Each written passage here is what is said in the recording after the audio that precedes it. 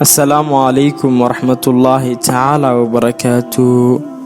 رب اشرح لي صدري ويسر لي أمري واحلل عقدة من لساني.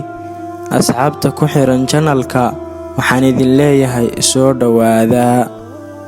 Maalmahan channelka wax muuqaal ah ma aanan soo gelin cillad farsamo jirta awgeed. Muuqaalkeenan maanta waxaan kaga hadlaynaa sooyaalkii iyo dhiganihii Ibnu Nafiis. Haddaba waa kuma, halkeesa ka soo jeedaa, halkeesa ku barbaaray. Weydiimahaas oo dhan waxaan kaga hadlaynaa muuqaalkeena soo socda. Haddii ay tahay markii kugu horeysay oo aad soo boqoto channelka, like saar, subscribe-na saar. Haddii aad hore noola joogtayna waad mahadsan tahay. Magaciisa dhammaystiran waa Calaa'uddiin Abu Al-Xasan Cali bin Xisaam Al-Qarshi Al-Dimashq. waxa uu dhashay sanadu markay ahayd 1210 ee miilaadiga, waxaana uu ku dhashay magaalada Dimashq ee dalka Syria.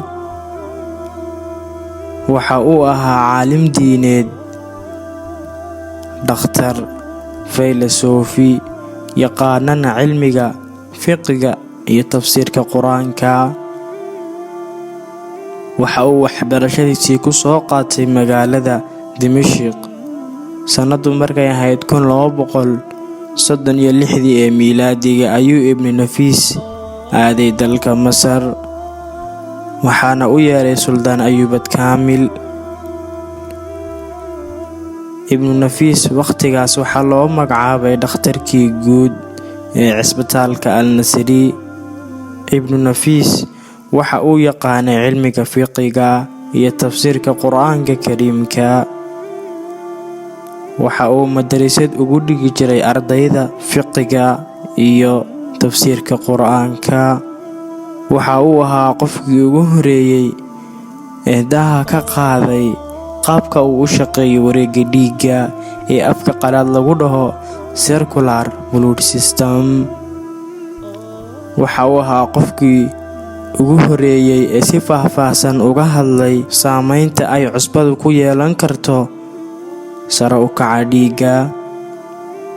Ibnu Nafiis waxa uu ahaa qofkii beeneeyay aragtidii ay dadku aaminsanaayeen ee galeen fakarkaas oo ahaa in uu dhiigu ka yimaado beerka, siina maro wadnaha, ugana gudbo qaybaha kale ee jirka. Ibnu Nafiis waxa uu saxay aragtidii qaldanayd ee ay dadku aaminsanaayeen kumanaanka sano ee uu la yimid galeen.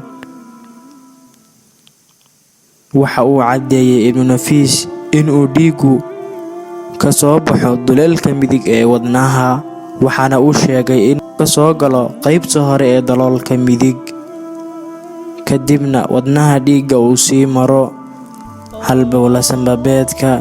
intaas kadib sanbabada ay u soo celiyaan dhiig cusub oo wata oksijiin, dhiiggaas oo gaarsiiya dhammaan qaybaha kale ee jirka.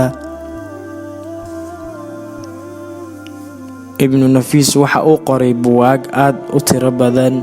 buugaagtiisana waxaa ka mid ah 1. شرح تشرح القانون ابن سينا. 2. كتاب الشمال في صناعة الطبية. 3. الرسالة الكاملة في سيرة النبوية. 4. شرح تشرح القانون. 5. كتاب الشرح الطبية إلى مركبة.